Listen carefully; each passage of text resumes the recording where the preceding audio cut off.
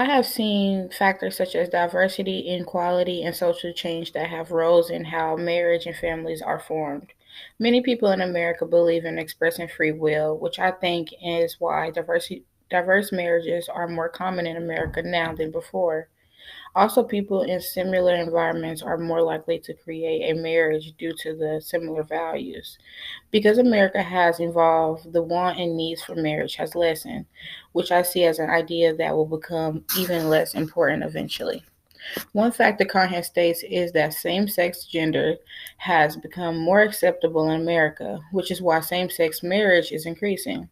Another factor that Conhan discusses was inequality, which involves comparing married couples to single parents and single adults.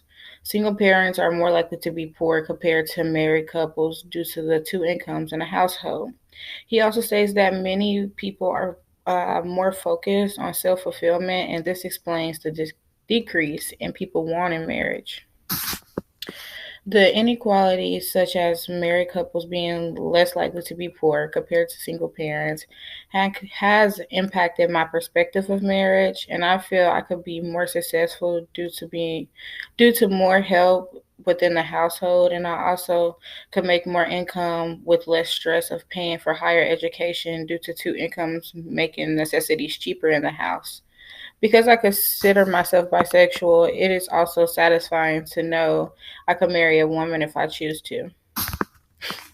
The decline in marriage rates can be attributed to factors such as education, race, and ethnicity or culture.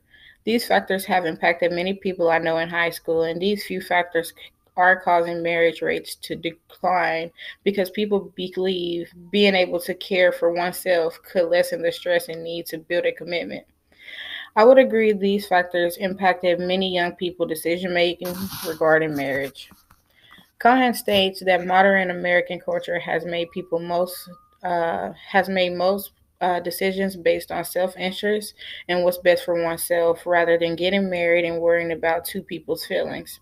According to Cohen, the African American race has been declining dramatically in marriage, and the difficulties come from men not being able to obtain proper work due to companies moving further from the cities. Having higher education does not play a role in marriage rates, but people with higher education reasoning for not wanting marriage is similar to people without education. Without the certain situations, within the certain situations I'm going through, I believe marriage will not be possible or helpful. I am trying to complete my bachelor's degree, a new manager position, and have fun with my daughter.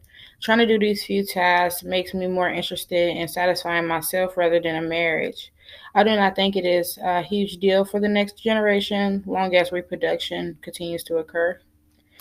Many Americans believe that cohabitation comes from marriage, and I have seen a couple of factors that plays a role in how living together will go for a couple.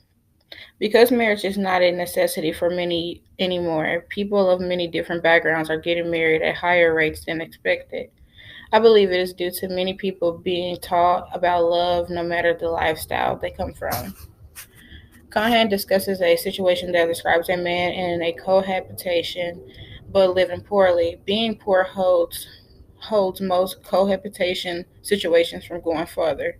People also may not be able to afford to live alone, which causes them to rush to live together. He states that overall, when someone cannot financially provide for themselves, this is a main reason for cohabitation continuing and not going any further than that. So the relationship usually doesn't go further into a marriage.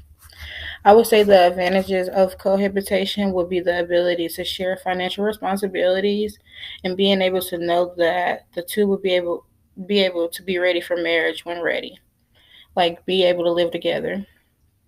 I would say the disadvantages would be the instability within a relationship and the home style and the no legal protection within a relationship. I have seen social institutions against cohabitation due to family values and morals that are held within a religion that go against their values. The government has created many programs and rights rights just for marriage, and the United States has provided all of us with those rights upon marriage. By the government creating these rights, us U.S. citizens can receive benefits from marriage, just different programs. They're just different programs from the singles. People who are gay and lesbians have been able to have more successful marriages because of laws within America protecting their rights and beliefs as well.